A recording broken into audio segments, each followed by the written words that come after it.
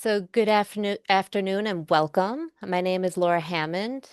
I am the director of the Language Program Office, home to WISLI, the Wisconsin Intensive Summer Language Institutes. It is my great pleasure to welcome you to our workshop this afternoon on sustained development with a target language beyond the classroom.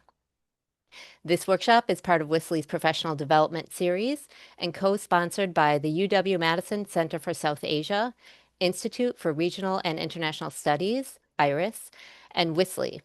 And a big thank you to Dr. Ryan Goebel, WISLI's Outreach Manager, for organizing the 2025 Professional Development Series. To give a quick overview of WISLI, WISLI offers high-quality, proficiency-driven courses in over 30 less commonly taught languages, or LICTLs, as we like to call them. Through WISLI, we offer an intensive multi-language seminar, or multi, which is facilitated by Dr. Adeola Agoke. Multi-students study the language of their choice autonomously through an asynchronous online course. The accelerated performance-based seminar is equivalent to 1 year of language study in 8 weeks. It is especially ideal for students of languages or levels of languages that are less commonly taught, rarely taught, or even never taught.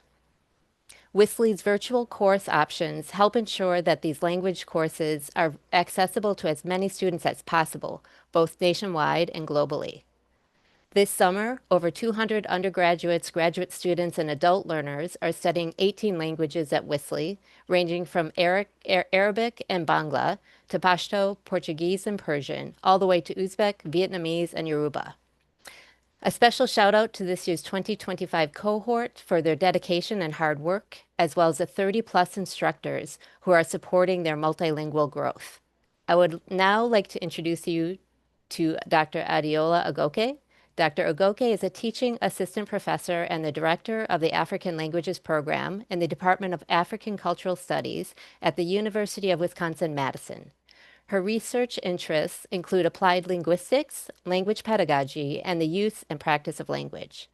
Her recent publication, Pedagogical Processes and Standard Dialect Use, Implications for Creative Multilingual Interaction from a Yoruba Language Classroom in Southwestern Nigeria, appeared in the Modern Language Journal. Additionally, Dr. Agoke is the author of the Proficiency-Based Dictionary of Yoruba. This innovative language learning resource is fortified with audio pronunciation of vocabulary and visual representations of authentic conversations organized by proficiency levels. With a passion for bringing theoretical insights in applied linguistics to language pedagogy, Dr. Agoke, along with her colleague, received a $342,000 grant to research autonomous language learning at UW-Madison. Dr. Agoke teaches courses in applied linguistics and teaching methods, including the multi-language seminar. I'm very much looking forward to this workshop and will now pass it on to Adeola. Thank you very much for such a great introduction. I am so excited to be here. Thank you very much, Laura. And I want to say a huge thank you to Dr. Goebel for the communications, advertisements, and reaching out to as many audience as possible, to my colleagues who are pedagogues and language instructors, learners, and different people doing different kinds of things with and around language. I say welcome, and it is my utmost pleasure to share with you on my presentation today. And so I will quickly share my slide. And so today I'm going to be presenting my work on sustaining language skills and proficiency beyond the classroom. And so to get started, I want us to quickly talk about sustainment. And I just want to have your view, your perspective, your thought about sustainment, especially when it comes to language learning and language use. How is language learning different from language sustainment? Do you think they're the same or they are interwoven in some ways? I just want us to, maybe a few people can just share what you think about sustainment in language learning. Okay, I think I can read a few. So I feel that sustainment of any skill like this is about regular exposure. Constant interaction with authentic text. Yes. Thank you for sharing. Um, Learning requires sustainment. They exist in proportion that changes with time. I really love that. The changes that accrue up over a period of learning. Those are very, very great perspective. And so thank you all for all of those thoughts that you have shared. So when we think about language learning and sustainment, if we think about learning, learning requires evidence of language skills that we have acquired or that a learner has acquired over a period, but sustainment is different from just acquisition. Sustainment has to do with maintenance of the acquired skill. So it means that it is not enough to acquire all the skills that our wonderful instructors at different points have introduced to us in class or that we have acquired on our own. But what do we need to do to sustain those skills, especially in terms of language use and functional use of those of the different kinds of languages and embracing that process of sustainment. And so based on this, I'm going to quickly give us an overview of the process of language sustainment and how I am conceptualizing it in language learning. So to sustain a language actually begins with acquisition of skills, which we usually have through different means, especially in the traditional conventional classroom. And these skills could range through reading, writing, speaking, listening, grammar, pronunciation, structure of a language. In fact, cultural understanding, they are part of acquired skills that you can have across different contexts, especially in the classroom. But the process of sustainment is based or is anchored on the understanding of some second language acquisition theories and teaching methods. And based on this understanding of theories, then you want to think about how do I apply my understanding of this theory to self-teach myself, to sustain the skills that I have earned or that I've learned or acquired in the classroom context or in other contexts. And that would then propel you into what we call the self-instructional language learning. It is through self-instructional language learning that you are able to then sustain those acquired skill beyond what you have in the classroom. And so when you think about the self-instructional language learning, it gives you an insight into the multi-seminar that we do in WISLI and that we also teach in the Department of African Cultural Studies. So the multi-seminar was first coined by Marshall 1987. And in his conceptualization of the self-instructional language learning model, which he called the multi-language seminar, it explores the in situ kind of language learning. And what do I mean by in situ? The kind of language learning that you learn in the particular context where the speakers of the languages are. And for Marshall, such language does not have to be just one language, but it's a way to give access to learning and teaching less commonly taught languages, or in fact, rarely taught languages. And within this model, we can have multiple learners work together as cohorts, and then they are able to learn different languages. His emphasis builds is model on community of speakers. There must be speaking community who are able to support the learner to use the language. So it's not just the learning part of it, it is about the practice to sustaining what they think they are learning on their own. And another one is the NASILP model from the Arizona University. And in this model, the Arizona University came up with this method in which they use linguists as language drills who are going to drill the learners on different aspects of the language, pronunciation, memorization of specific scenarios, and how they are going to engage speakers in that.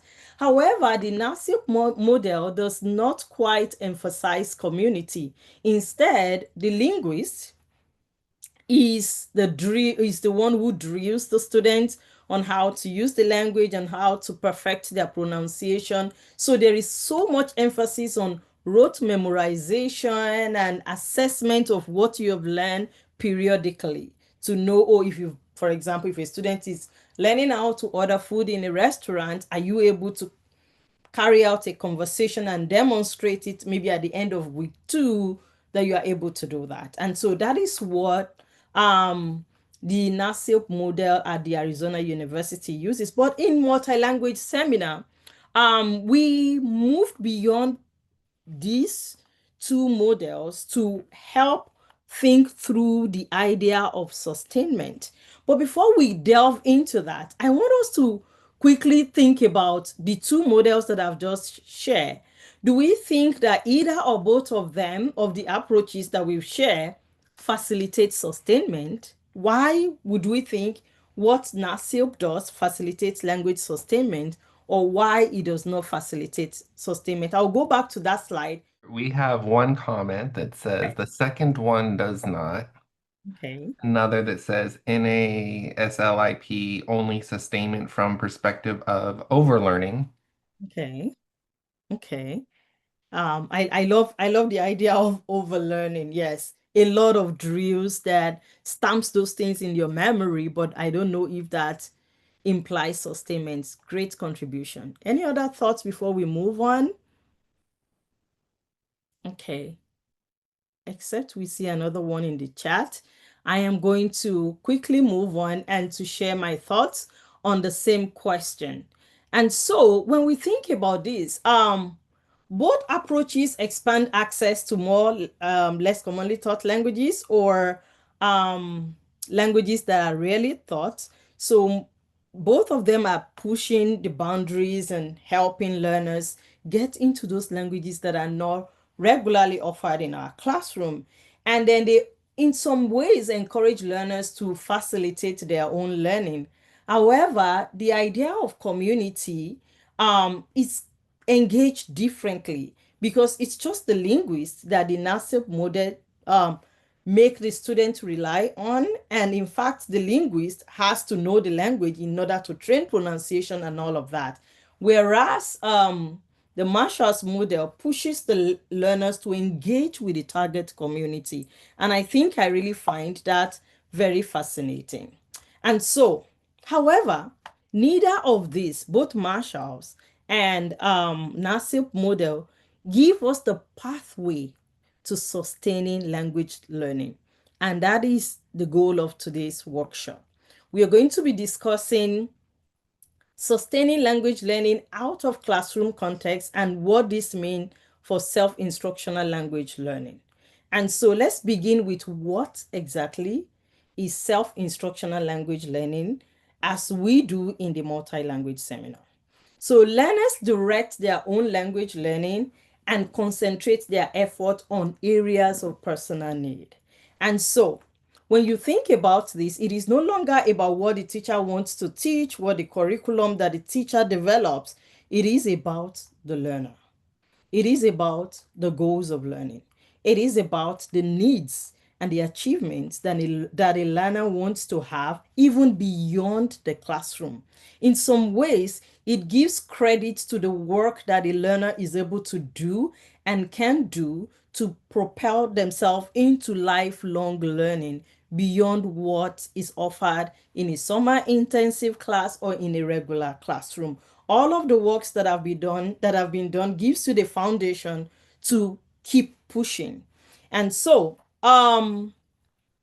let's look at what the process implies. Number one, in the self-instructional learning model, the students are trained to not just learn, but they internalize the method of language acquisition that they can use to pivot their own learning in ways that matters to their own personal goal. Even when there are no formal materials, especially when you have really taught languages or a proficient teacher who could be available like you would have in a classroom and you really need to learn the language. And secondly, learning goes outside of classroom now. It is not just what you rely on your instructor to do, but you are able to empower yourself to continue to learn, to become an autonomous learner on your own. And as a result, there are tools for you to self-instruct yourself so you can sustain the acquired skills or the skills that you are set to acquire. And so let's get started with the learning circle and what this means for self-instructional learning. So it begins with your learning goal. And to have a learning goal, then you have to decide, what exactly do I want to do? Where am I at in my language learning journey? What do I want to do to continue to achieve the goals that I'm setting for myself? So you begin with the decision making, and it is in the process of a decision making that you are able to set some goals, learning goals and objectives for yourself, and then you make preparations for attaining those goals. And then based on those preparation, then you think about, how do I even practice what I am learning on my own? And so to practice here is not just practicing the language and speaking the language, but in terms of task and activities that would take you there, the learning resources that you would need for you to achieve those goals. And then in communicating everything that you have learned, then you want to push yourself to functional use of the language.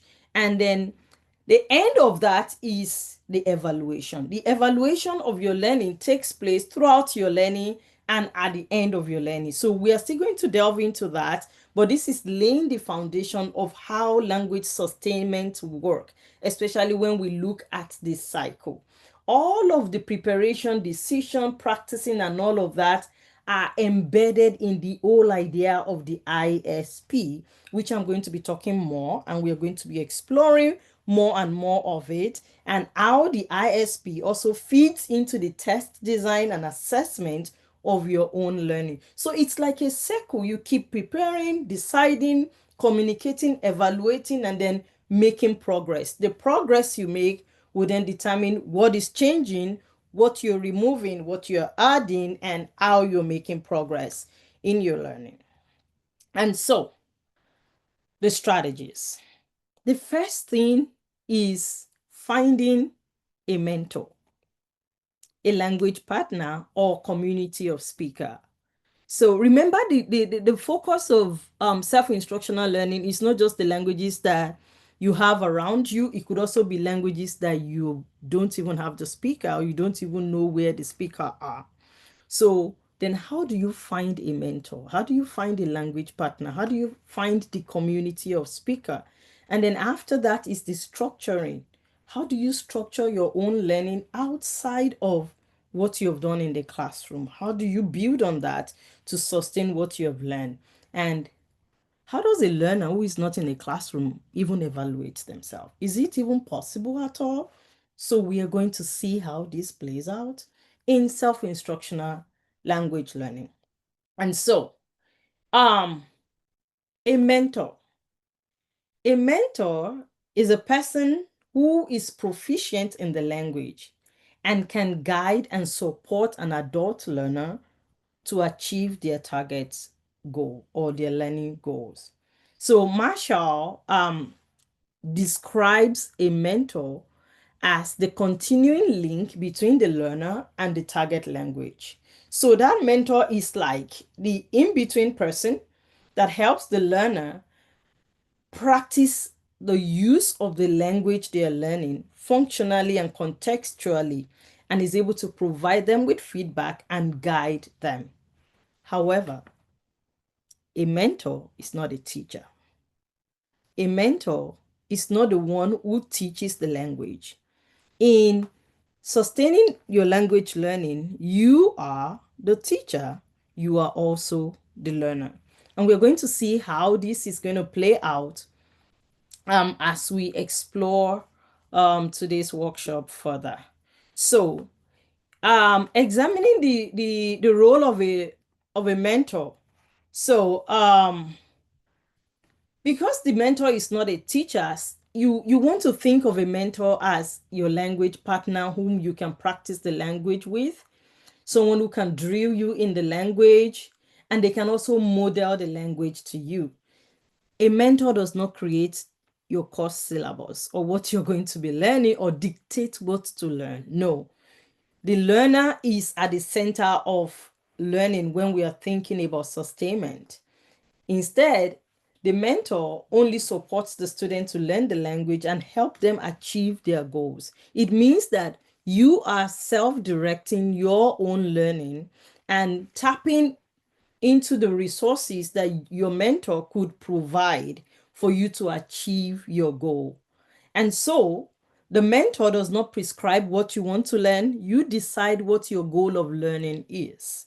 And then the mentor also does not prescribe what your assessment test would look like because you set your goal, you've been doing activities and tasks to achieve the goal, then it is your responsibility to also decide, how do I even want to assess if I have learned what I am set out to learn? Have I even achieved anything over the summer, or have I achieved anything over the period, the learning period or the semester that you have set to learn the language? So all of these things are the things that you will do on your own. But your mentor can team up with you to assess those skills and guide you and support you in doing that. Bear in mind, the mentor is not a teacher. And we are going to see how this is going to play out. What if I do not have a mentor? What if nobody speaks the language around me? How do I do this? Like, can I learn a language like Nakari Moyong spoken in Eastern Uganda? Can I learn Ruyankole, Ruchiga? Can I learn, all of those languages that are rarely found in the language classroom. Of course, you can learn some languages like Yoruba and find community in some ways, Arabic, Hindi, and all of these languages, Mandarin. But some languages, you hardly find them in the classroom. Then where do I find someone? Do I really have to find someone? And the good news is that every learning activity in a sustained language learning practice model where you are self-instructing yourself can be achieved with or without the support of a mentor. That's the good news. And so, this is because you are in charge of designing your own individual study plan, and you are also in charge of finding learning resources. And by learning resources, you are not just relying on textbooks. In most classrooms, the teacher will prescribe the textbooks, and on their own, they're going to find extra resources to support, teaching activities in class and all of that. But in self-instructional learning model, you're going to have the textbooks, access them on your own through different libraries and using the word cards, connecting with networks of learners and schools where we have language centers and libraries across different spaces. And then you can also tap into different kinds of genres of literature, of culture, of language practices that you can find on platforms like YouTube, audio recorded materials, news article, depending on your proficiency, TV shows, cartoons, children books. These are several resources that a learner can tap into. And your performance assessment can be self-coordinated as well. So yes, it's okay to have a mentor. It is very encouraged if you are able to tap into the community, find someone you can practice the language with, check with them, find feedback. However, if you cannot and you still need to learn the language, it is very doable. And we'll see how this is doable. So one, there are some learning platforms that you could also tap into. So for example, italki, we have the Anki app that you can also use to document your learning and pull resources, online resources, audio materials across different spaces. Duolingo is another one if the language you're learning is more commonly taught. Verbalin is another one. So there are a lot of materials out there. But social media, I know some students have mentioned in my class, oh, how about social media? Can I use Facebook? Can I join Facebook groups who are speaking the language that I think I'm learning, well, that's fine, but it may not be quite helpful because most times you see different kinds of varieties. You're still trying to make sense of the language, and there could be a lot of confusion, especially when you don't have a mentor and you're figuring everything out. And what you hear today is different from what someone else is saying, and you're wondering, is that how to say it? That's not what I see in the textbook. So to some extent, it could be helpful, but it can be very, very challenging. And so it is better to make use of other platforms and learning resources. And once you have had some level of proficiency, then you can make sense of what goes on in platforms like social media platforms. Okay. And so how do we structure an individual study plan? So an ISP is the document that you self-create yourself as a language learner who is looking to sustaining their language learning. And so in your ISP, you have your learning goals and objectives, your desires, your style of learning, experiences, even some financial implication to, supporting your mentor or finding a mentor, the time that you can commit to learning the language and all of that. All of those information are there. And so think of an ISP as your self-developed curriculum of learning. It is not created by a teacher. It is not created by a mentor. It is created by the learner because it is goal driven. You have your goal, and then based on your goal, you structure all of the ideas, the activities you need to do, the learning resources you're going to use, the assessment tools you're going to use to also assess if you're learning actually in your ISP. So all of these are integrated, and you can use it to assess your performance at the end of a learning period. And so think of an ISP. The difference between an ISP and the syllabus that you find in a classroom is that the instructor determines what goes in the syllabus, and most times the changes in syllabi that you see across several languages are very minimal. But in an ISP, it is a living document because your goal in semester A is not the goal in semester B. Sometimes you move things around because you thought, oh, I'm going to learn the verbs, but it seems I don't even know what the pronouns are in the language. I guess I need to move this up and then learn this later. So it's very flexible, it's adaptable, it could change over a period of time, but you have to track your learning progress and you have to follow the structure that you are creating for yourself. Hold yourself accountable in the process. Some comments have been coming in the chat if you want to take a look at those. Oh, okay. All right. So I see also Wikipedia. Yes, that's great. Helpful to see different information in a target language versus English. Absolutely. I direct my students to TikTok and other real type media so they can have short digestible bits with lots of context. Yeah, that I mean, reels and TikTok and all of those things are really useful, and I think they are useful for your student Carla, if I'm correct, because you've given them the foundation. So if a student already has a foundation, it's easier for them, and they can also check with you. Oh, I saw this. What would this mean? So that's really great, especially when the learner has a mentor to check with. But if they are starting the language from the scratch and the language is rarely taught, the social media is not the place to start from. It is better to start with resources that learners can use. I have tracking progress or exposure in different aspects of a language can also, yes, it has to, every learner that takes language learning seriously must track their progress. Otherwise, there is no accountability. So thank you very much for sharing that. So I have the Google link document there, please. Feel free to click on that link, and the link should take you to the ISP document. So what you're going to be doing with the ISP here is you want to read through that document. It's a template. It gives you an overview of what an individual study plan looks like. And so based on your assessment of that, you're going to read through it. You don't have to read every detail, but just look at it. You have about 10 minutes to do that. It's an individual kind of activity right now, or maybe less than 10 minutes will be great.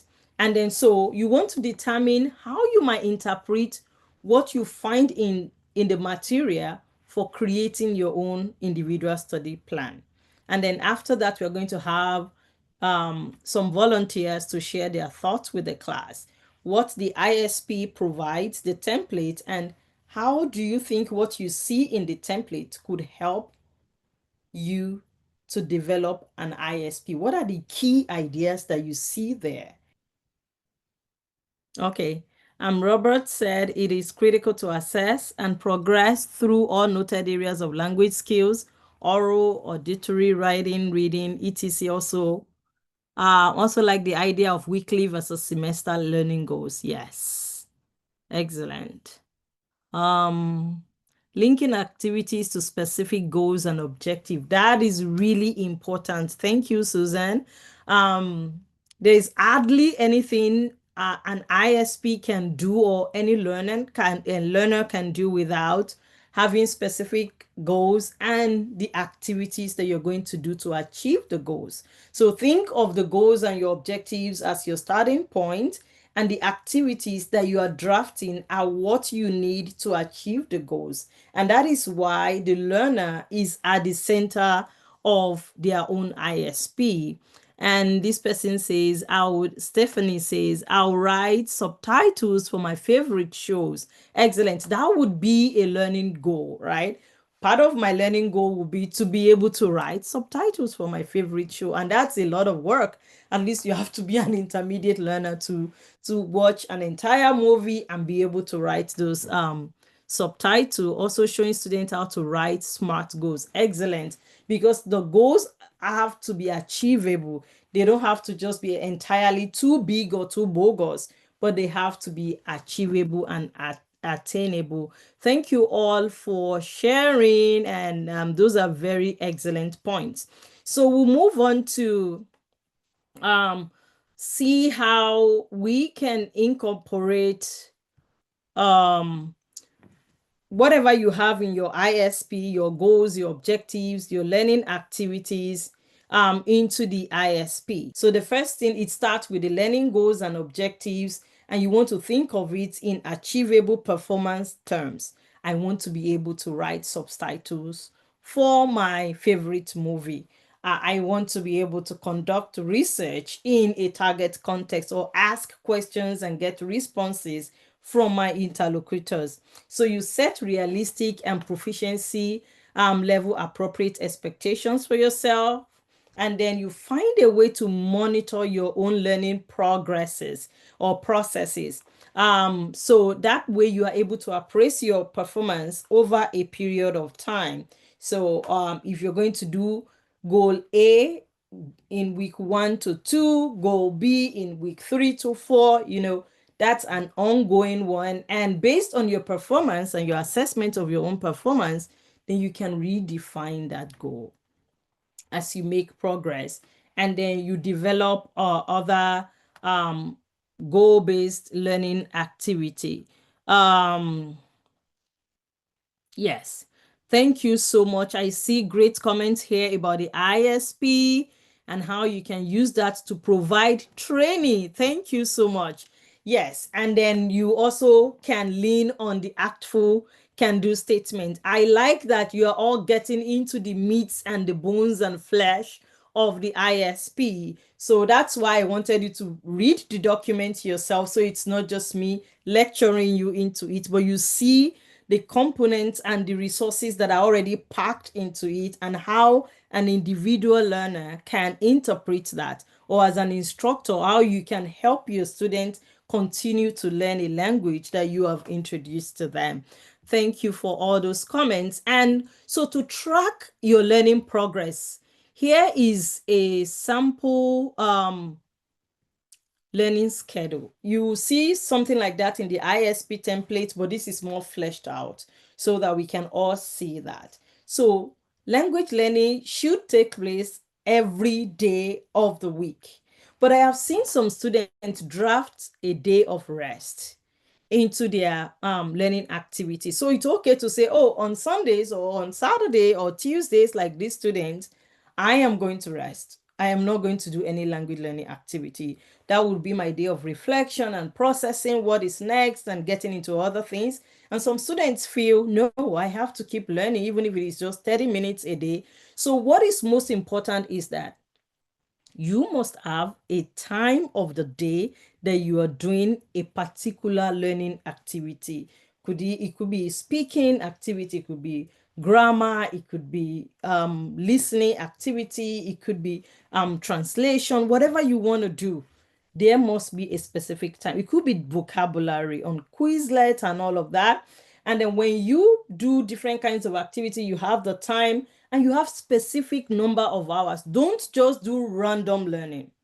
It has to be tailored to a particular day, time, and the number of hours you want to spend on each activity. I've seen students who are more interested in speaking, and so they commit more time to speaking than to writing. Some want to do research in the target language and they want to be able to understand materials in that target language. They commit more time to reading materials and interpreting it and then writing them out. So it depends on the goals of the student, but whatever you do, there must be room for reflection. And that is why writing and submitting journal to your mentor or to yourself or documenting it in some ways or sharing with other language learners who may not be learning the same language as you is a good way to keep yourself accountable and to reflect on what you have learned and what you're still going to learn. Time to meet with your mentor is also important to schedule into the learning activity period, and checking boxes and giving yourself some points for completing tasks. So you could say, oh, if I complete this task A on Monday, I get 20 points. So then if you're learning 5 days a week, then that means you have 100 points. The week you're not making up to 100 points, you're telling yourself something is missing. I am not getting there yet. So this is what you have for creating a learning schedule. And so we're going to then move on to creating your own language learning goal. And in your group, what you want to do is using the example of the template. Feel free to go back to the template if it will help you to make sense of creating learning goals and objective. At least create one learning goal. If you are not able to create to at least one specific learning goals, what activities are you going to do to achieve the goals? What kind of materials are you going to use? Some textbook, some YouTube materials, specific show or movie, cartoons, whatever you think you're going to help you get there. And then after you're done with that, then we can come back and share why do you choose activity A to meet the target goal A. So that is what I expect to have by the time we are done with the activity. So please, Ryan. How many minutes? Okay. We are doing 10 minutes because Robert already told me we didn't have Okay. And enough time. 5 or 6 in a room is good? Yes. Okay. And 10 minutes of working on one learning goal, activity, at least one learning or two learning activities and the learning resources they're going to use. Okay, so welcome back, everyone. It was nice talking to some of you in your group. I was able to hop in on a few breakout group. So I need at least 2 volunteers from the groups to please share with us at least one language learning goal, the activity you think you're going to use to achieve the goal, the kind of learning resources you're going to use, and why you think those things would work for you, or that you would recommend such strategy to your students if you are a language instructor and you want to recommend this to your students who wants to sustain their language learning.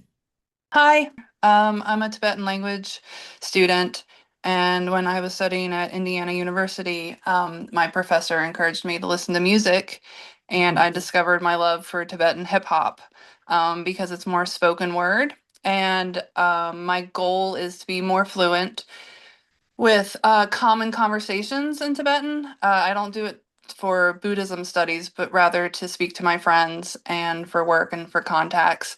So I found that Tibetan hip hop has more of a spoken word to it. It's easier to understand than some of the regular songs. And it also has a political context, which interests me. And so when I translate these songs, I can also listen to the songs while I'm either driving or Mhm. studying or working on the computer. So I find that music has really benefited my independent language learning. And so that's one of the methods I use. Hmm.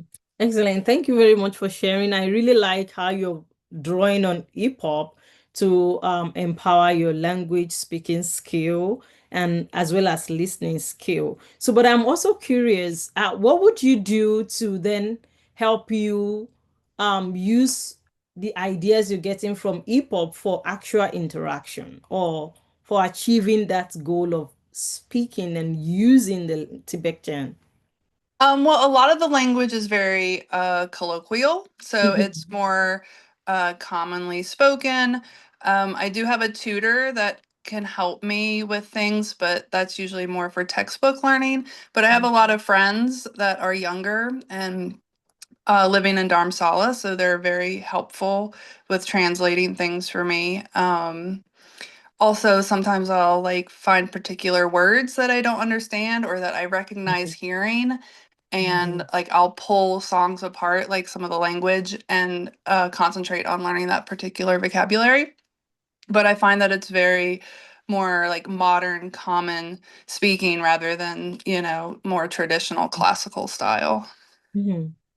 Yeah, very interesting. You see, all those friends and people that you interact with, they are more like your language partners and they are like the link between you and the target community. So even if you are not directly living in the target culture, you have people who use the language in a colloquial form, in the ordinary everyday experience and reality of the people, and you can actually speak with them and even check in with someone who can help you think through new vocabulary that you see through the music or other resources that you're using is another way for you to track your progress and see what you need to relearn. And if there are resources like textbooks and all of that that you have your tutor is introducing to you. So excellent. So I'll take one more share before we quickly move on in the interest of our time. We've got one comment in the chat. Oh, okay. A few of us discussed changing our phone or computer input language to the target language once level high enough. Ah, excellent, excellent. That's really intriguing.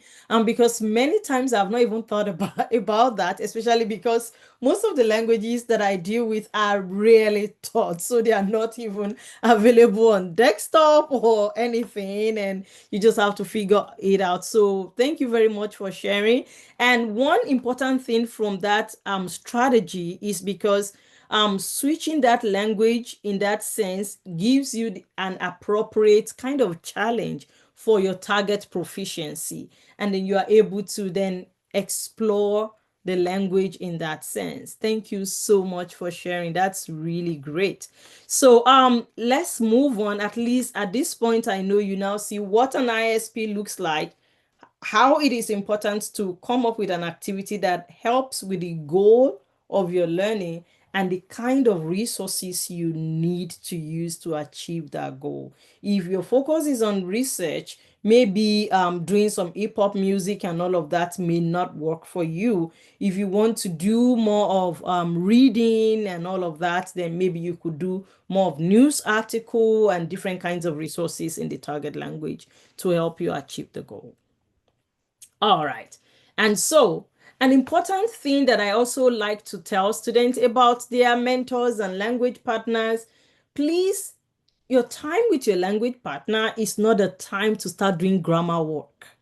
No, those are the activities you have to have built into your learning schedule throughout the week. So if you want to spend 30 minutes on vocabulary, so are you using Quizlet? Where are you drawing your vocabulary from? What are some of the topics or themes that you want to learn vocabulary about, and all of those things. And if you run into any challenge before your mentors meeting, let's say you meet on Wednesdays at 5:30 p.m. So all the learnings you've done from Sunday, Monday, Tuesday, and you have questions, text them, use WhatsApp and all of that to ask questions. And so by the time you get to your mentors meeting, that is when you want to practice. You can do a role play. You can even present something on what you learned to your mentor, and that would be a moment of conversation using the language. So it's not just you learning in isolation, but also having an opportunity to interact with your mentor. And so any specific grammar or culture related question could be targeted and taken care of prior to your meeting, and then you would then use the answers to contextualize how you want to use the grammar, not spending the entire 2 hours figuring out the grammar question. You're not going to practice the language in that sense. Okay, so and some of the learning activities that you can incorporate into your ISP include vocabulary practice, especially if you're a novice, mid to high learner, or you are still at the intermediate low level. You can use Anki. Some people don't find it very useful. My students have found Memory Palace a very good strategy. Memory Palace is when you think of a place or a space that reminds you or that connects with a theme that you want to work on, and then you can label specific things that you see in the space. Maybe you want to talk about classroom in India, and then you go to your India classroom, and then you want to remember how to say the name of my teacher is and all of that. So that space brings back the memory, and with that you can draw on vocabulary that you have learned and practice using your language. And then you can learn the grammar, reading comprehension. All of these activities listed on the slides are things that you can think about to link to each of the goals that you want to achieve. And those activities would also determine the kind of resources you're going to be pulling to achieve those learning goals. And so as we wrap up, we are going to think about performance assessment. How does a learner who is self-instructing themselves to sustain their language learning assess what they have learned? And so to do this, what is really important is to think about assessment and the different kinds of skills you want to assess. Remember that in self-instructional learning model, you focus on specific skill. These are just examples. You could have other kinds, different kinds of goals that you want to achieve. And so then you want to build in tools that would help you assess if you can read in the language, if you can write, if you can understand what people are saying, if you can use the language to do different kinds of things. And so that is what performance assessment is. And so performance assessment occurs both periodically and also at the end of your learning period. So the first part of it is the formative assessment. For example, this week I want to learn how to talk to people on the street of Lagos, Nigeria. Then what have I done this week to do that? And what activities did I do to see if I can do that? What feedback can I get from my mentor? Then of my personal review, in case you're not using a mentor, of what I have done, and practicing again and asking myself if I can carry out certain tasks, focusing on that. That is formative assessment. And in addition to that, every learner, whether in the regular classroom or in a self-instructional language learning model where you're learning to be a lifelong learner or to sustain your language learning skills, you have to do what is called the summative assessment. So it is a performance assessment that targets the original goals that you listed on your ISP. And in this kind of model of learning, you develop your own self-assessment. And as a result of that, you are able to reflect on what you have learned, areas of improvement, aspects that you need to, relearn or expand on. And if you are doing that with your mentor, you also want to get your mentor's feedback on what they think you have learned or what they think you should improve on. Okay, so I'm going to put in the chat the Google link to sample templates for performance. Please feel free to click on that. And then what you're going to do with that is, so I want you to study that and identify the strategies of assessment of a self-instructed learner. What are the strategies that this person is using? Remember, you already know how to develop an ISP for yourself, things that you need to put in your ISP. And now you want to, what you're doing with the assessment tool is, how do I track my progress myself? How do I know if what I'm doing is even making any sense? Okay, so having looked at that document and I can see your chat, I'm going to quickly share what a student did with similar documents. So this is a student learning Hausa who has used the self-instructional learning model, and this is a final assessment of what the students did by themselves. So these students copied the same objective and the set goals they had at the beginning of the semester, and then how they are designing the strategy to test what they learn at the end of the learning period. You can see I will have a meeting with my mentor to test the components in the table on the following page, and then components to be assessed, and the items that will be assessed using voice recordings that the student will send, the writing evaluation. They're going to do that via text messaging, and listening and speaking will be done in an in-person meeting on Zoom or on voice notes, and all of that. And then to test their understanding of tenses, these are the things that they are going to do. And after they share this strategy, remember, this student came up with the strategy. It is not from the mentor. The student is in charge. And then after they do that, then they add self-reflection, not to be filled out by mentor. So they want to think about what went well in terms of specific activities, learning achievements, and all of that. What is the greatest challenge or challenges that they had over the learning period, and things that they are going to change? So you can tell that it's similar to the same document I shared with you, but this is a student who actually brought that to life in their language learning. And you can see what they did, the skill, the assessment, if they did it, if they did not do it. And the student also, the red fonts are the ones that the student did.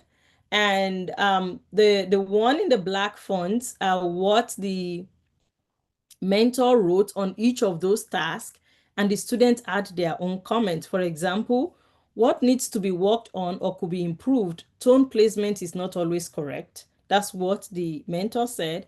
And this student said, well, I lack confidence to do that. I want to be more comfortable forming compound sentences. My research continues to be postponed. These are other issues. And then at the end, you can see that students did all of this, and then they wrote a longer comment on what went well, what did not go well, and all of that. So this is just an example of how that same document is interpreted for a language or by a language learner. And so just for a wrap up and some quick discussion, because I know that when this should be presentation mode. Okay. So, how about the question of subjectivity? How is a language learner able to assess their own language learning, attest to their own language learning when they are the one in charge of everything? self-instructing themselves. We do not have all the time, but I'll quickly share my thoughts.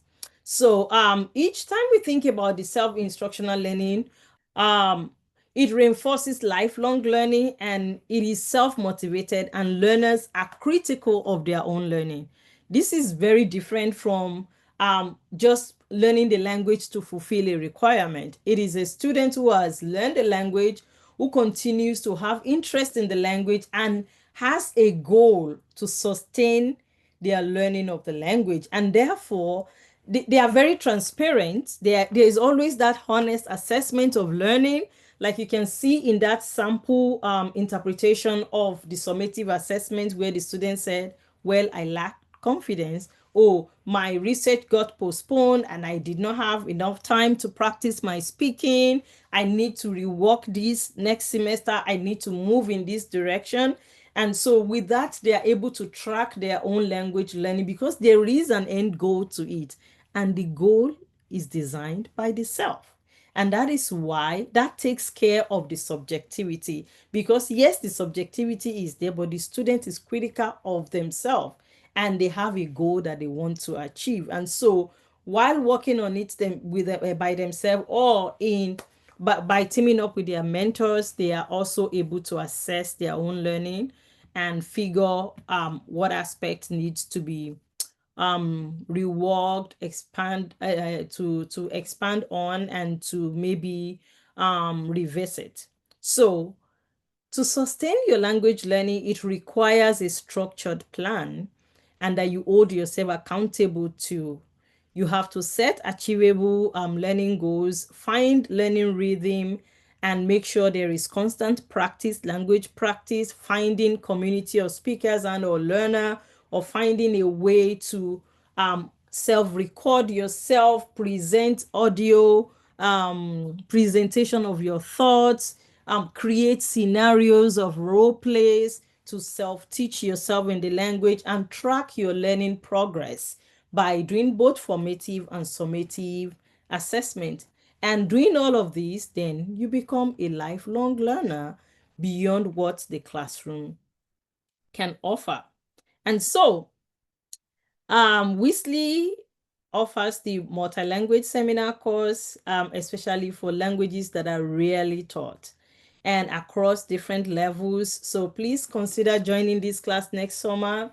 Consider sharing this with other learners of rarely taught languages. Instructors, please feel free to share this modality with your students so they can also sustain their language learning, because language sustainment is possible. We are not stopping at acquiring the skills, we are also sustaining the learning of the languages and the skills we have acquired.